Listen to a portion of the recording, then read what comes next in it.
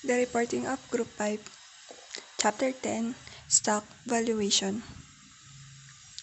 The common stocks, sometimes called capital stocks. Common stockholders are the owners of the firm. In other words, it's a way to divide up the ownership of a company. So 1 shares of common stocks represent a percentage ownership of a corporation. Common stockholders have certain rights within the organization. They have the right to vote on business matters as well as board members according to their ownership members' percentage. This means that the 1% owner in our previous example will be able to cast a 1% vote at our corporate meetings. Common stock characteristic. One of these are claim of income. Common stockholders have the right to firm's income that remains after bondholders and preferred stockholders have been paid. Ang mga common stockholder ay may karapatan sa kita ng isang firm na mananatili pagkatapos mabayaran ng mga bondholder at ginustong mga stockholder. Ang bondholders are essentially lending money to bond issuers. Ang mga pinagkakautangan ng isang kumpanya ay ang bondholder. Ang mga nagmamayari nito ay kadalasan isang kumpanya o gobyerno. Claim of assets. In case of liquidation, common stockholders have residual claim of asset. Sa mga bankrupt firm have rarely enough asset to satisfy the claims of stockholders. Voting rights. Sa pangkalahatan, ang mga common shareholders are the only security holders given the right to vote. Also, common shareholders have the right to elect the board of directors and approve any changes in the corporate charter. Some firms have multiple classes of stock with different voting rights.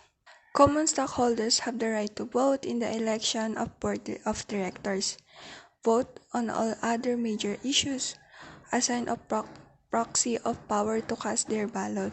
Companies have different classes of common stock with unequal voting rights, like founder shares. Example of this is Google Class A stock has 1 vote per share, and Class B stock has 10 votes per share. Class B stock are owned by Chief Executive Eric and founders Larry Page and Sergey Brin. Most shareholders vote by proxy. A proxy gives a designated party the temporary power of attorney to vote for the sign and the corporation annual meeting. There are 2 commonly used procedures for voting. One is the majority voting and cumulative voting. A majority voting is each share a stock allows 2 shareholders 1 vote, and each position on the board is voted on separately. Because each member of the board is elected by a simple majority, a majority of share has the power to elect the entire board of directors. Mga shareholders na isang bilang ng mga boto na katumbas nun ay ang mga bilang ng mga direktor na nahalal.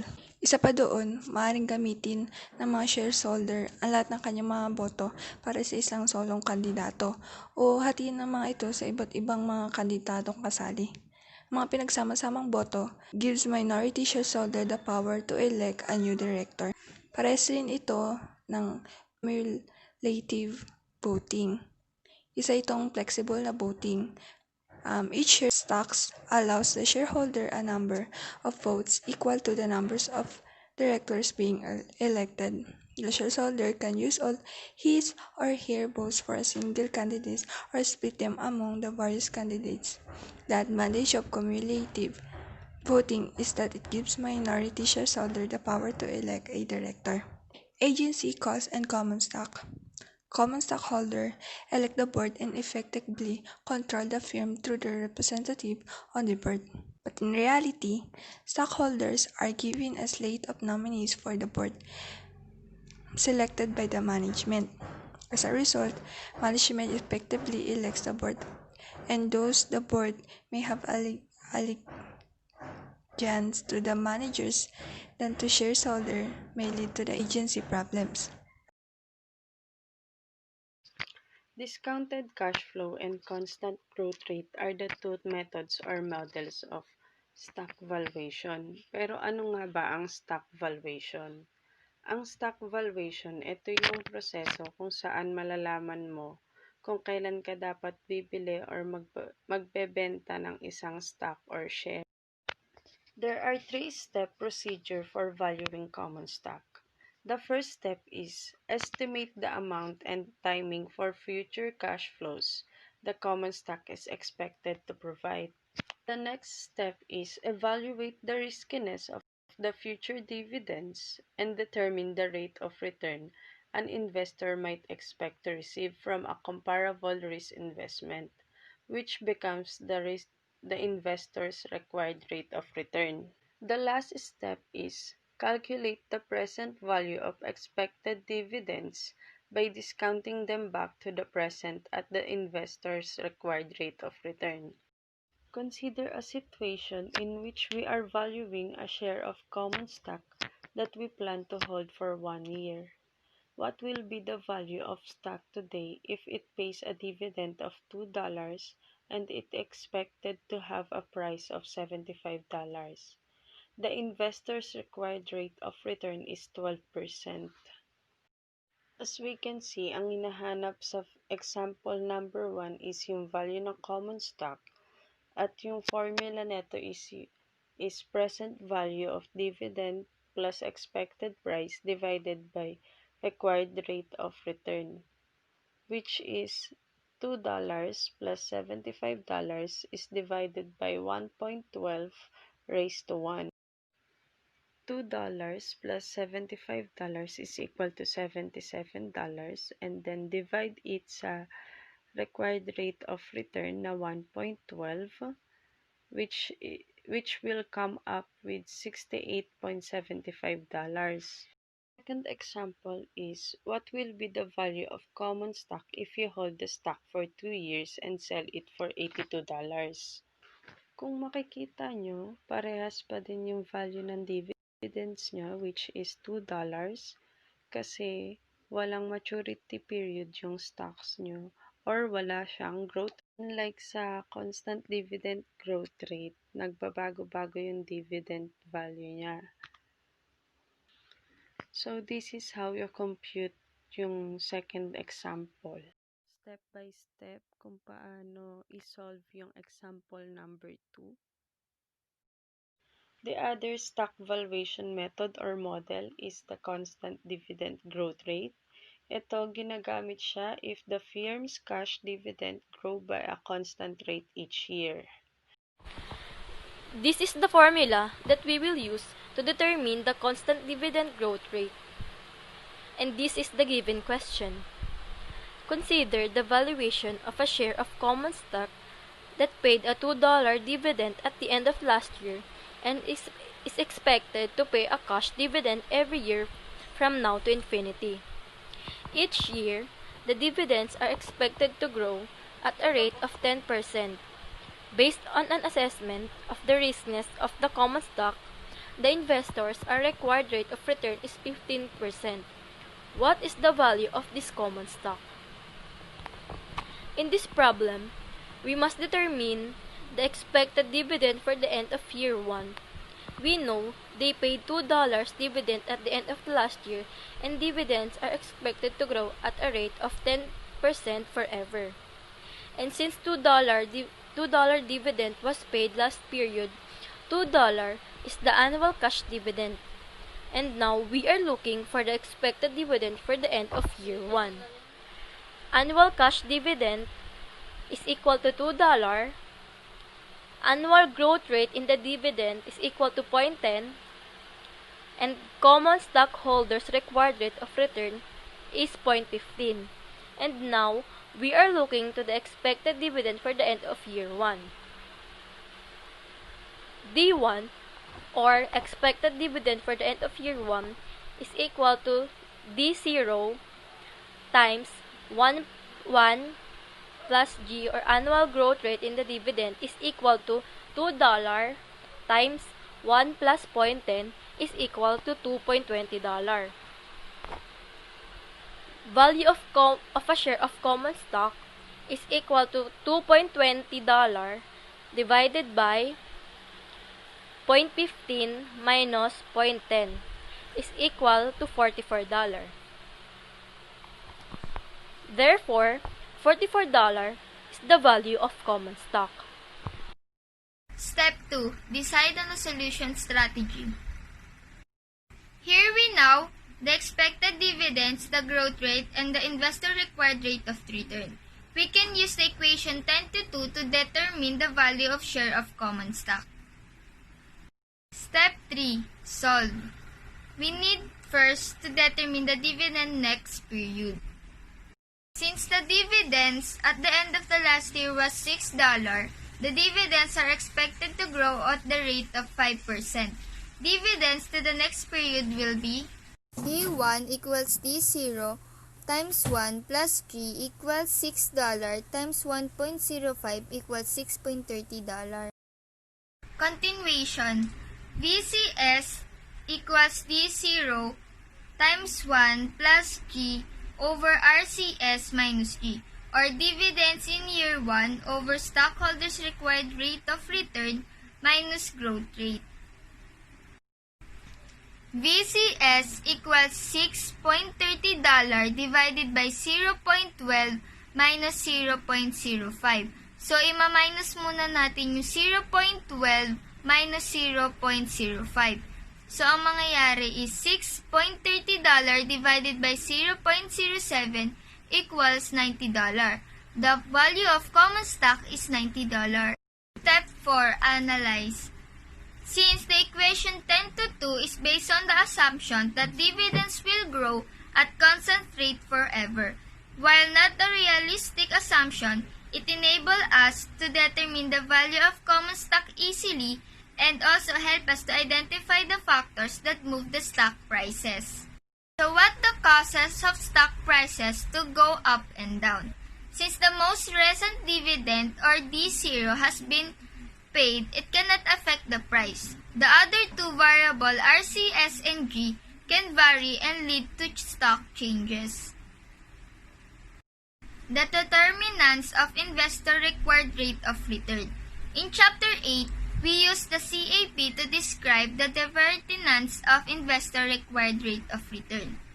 CAPM suggests that if risk-free rate and or systematic risk or beta rises, the investor required rate can return will rises and stock price will fall.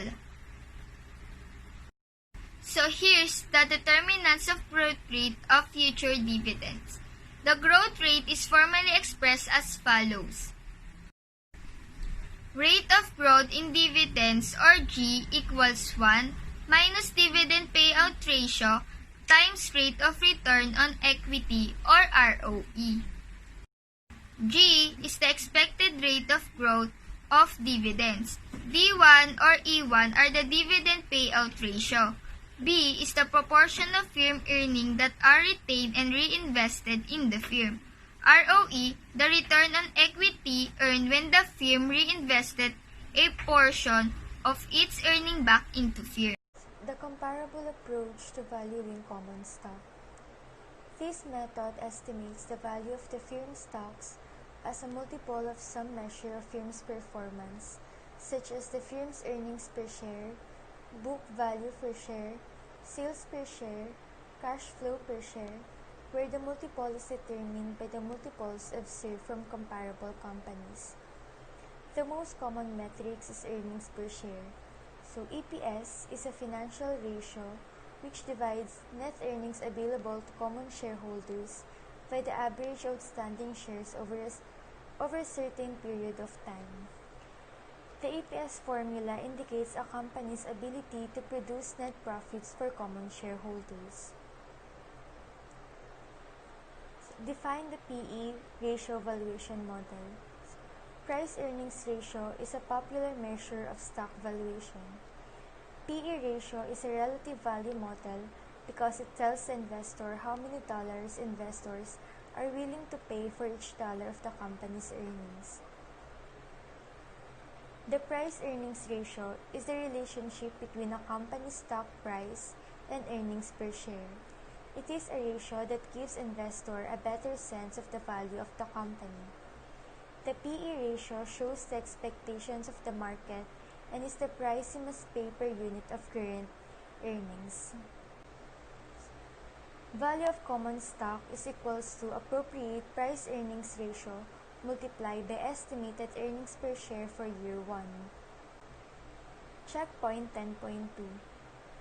So the Heel Shoe Company sells a line of athletic shoes for children and young adults, including cleats and other specialty footwear used for various types of sports.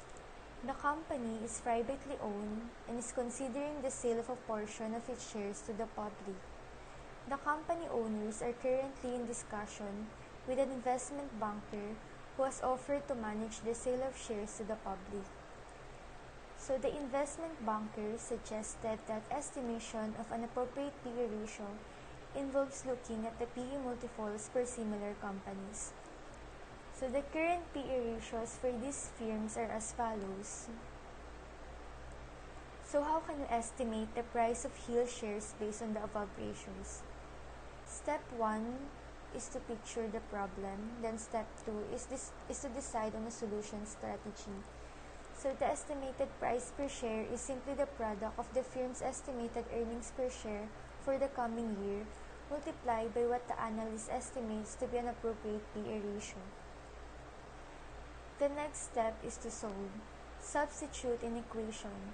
Value common stock is equal to price earning ratio 22.61 multiplied by estimated earnings 1.83. We will get $41.38. Then step 4 is to analyze. Based on the PE ratios of these three comparable firms, we estimate the offering price of Heel shares to be $41.38. However, this estimate is contingent on the appropriateness of the comparable set of companies to the Heel Shoe Company. Also, since the sale of a privately held company share to the public can take several months, this estimate is contingent on no significant changes in the market.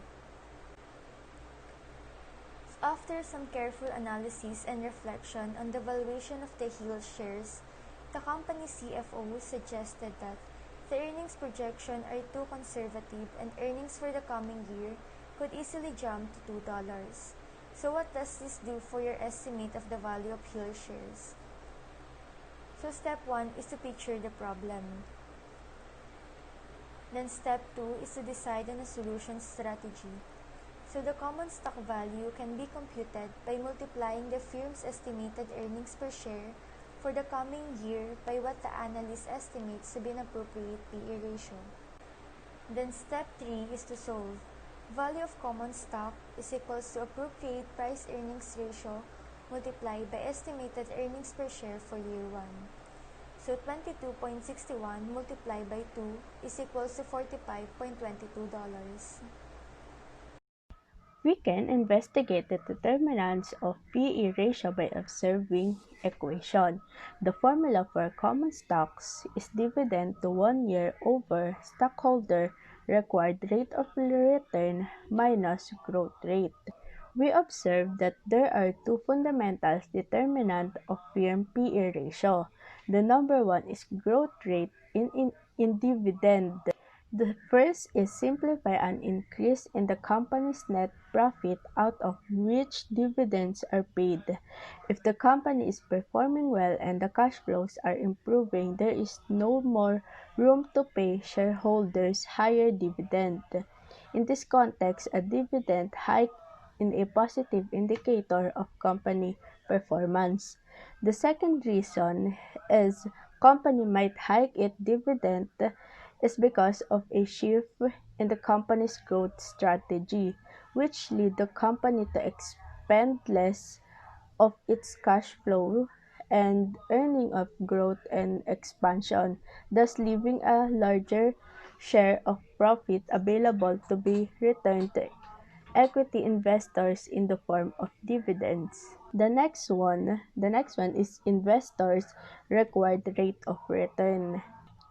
For the investors, the required rate of return for a stocks with a high beta relative to the market should have a higher RRR. The higher RRR relative to the investment with low betas is necessary to compensate investors for the added level of risk associated with investing in the higher beta stocks. In addition, fear factor impact the investor's required rate of return. Economic or macro factor impacting the investment required rate of return. The next one is preferred tax. Dividend. In general, size of preferred stock dividend is fixed and it's either stated as a dollar amount or a percentage of the preferred stock per value. Ang different ng preferred tax and common stockholder is that preferred should get their dividend first than the common stockholder because the common stockholder are the last in line when it comes to company assets. Dividend is distribution of profit by a corp to its shareholders. Multiple classes. If a company chooses, it can issue more than one class or preferred stock, and each class can have different characteristics.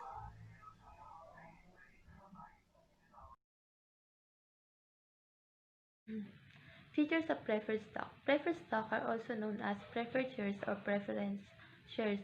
Claim on assets and income. Claim on assets are securities that represent ownership in a corporation and that have a priority claim over common shares on the company's assets and earnings. The shares are more senior than common stock but are more junior relative to bond in terms of claim on assets. Holders of preferred stock are also prioritized over holders of common stock in dividend payments. Preferred shares differ from common shares in that they have a preferential claim on the assets of the company. That means in the event of bankruptcy, the preferred shares holders get paid before common shares holders. Next is preferred stock as a hybrid security. It means it combines features of common stocks and bonds. At the same time, it has several unique features that set it apart from both. Preferred stock combines features of common stock and bonds. Valuing preferred stock. It means the value of preferred stock equals the present value of its future dividend payments discounted at the required rate of return of the stock.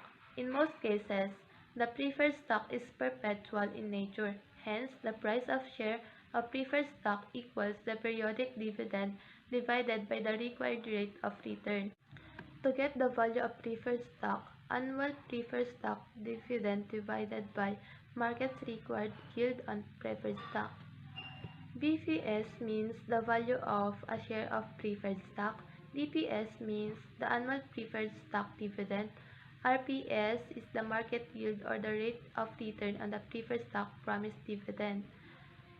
For example, what will be the yield on XYZ's preferred stock if the company has promised annual dividend of $1.20 per share and each share is currently selling for $32.50? The formula is RPS equals to DPS divided by VPS. And our DPS is $1.20 and our VPS is $32.50. So divide them and the answer is 0.0369, or when we convert into percent, the answer is 3.69%.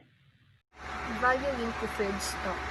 Consider Con Edison's preferred stock issue, which pays an annual dividend of $5 per share, does not have a maturity date, and on which the market's required yield or promised rate of return for similar shares of preferred stock is 6.02%. What is the value of Con Edison's preferred stock? For us to be able to determine what is the value of the Con Edison preferred stock, we must follow the steps. So, first step is picture the problem.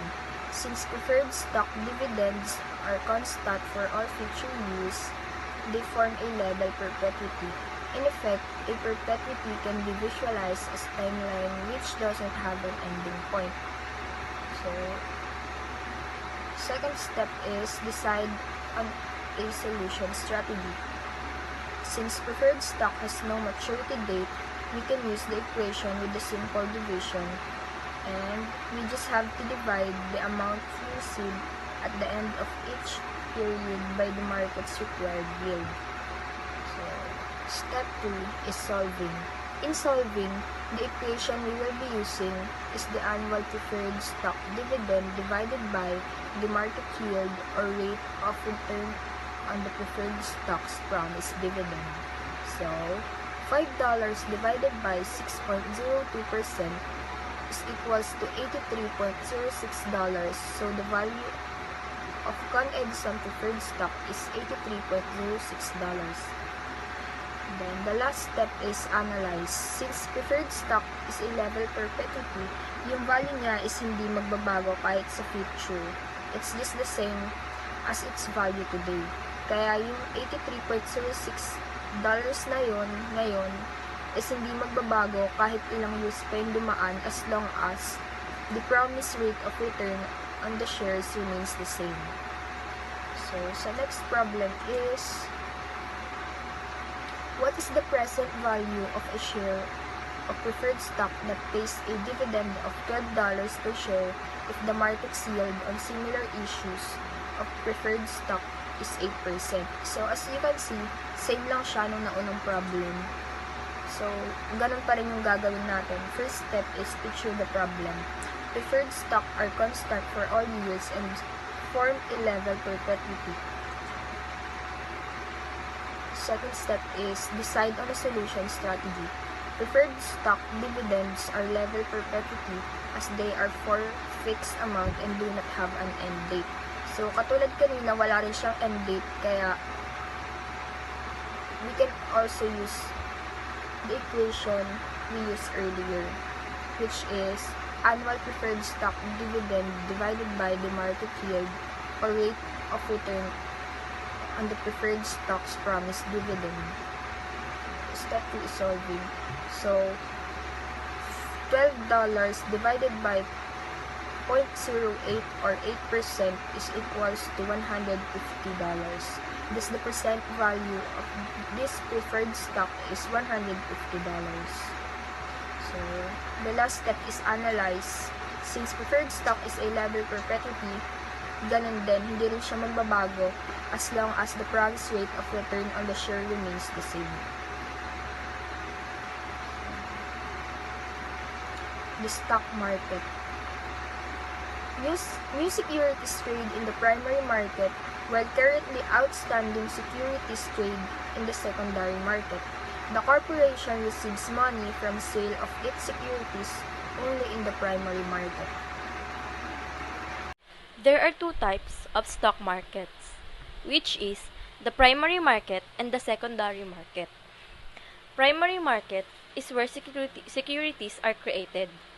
It's in the market that sell new stocks and bond with the public. An initial public offering, or IPO, is an example of a primary market. These traders provides an opportunity for investors to buy securities from the bank that did initial underwriting for the particular stock. IPO occurs when a private company issues stock to the public for the first time, while the secondary market is commonly referred as the stock market. This includes the New York Stock Exchange and Nasdaq and all other exchanges around the world. The characteristic of secondary market is that investors trades among themselves. For example, if you go buy Amazon stock, you are dealing only with another investors who own share in Amazon. Amazon is not directly involved with the transaction. There are two types of secondary markets.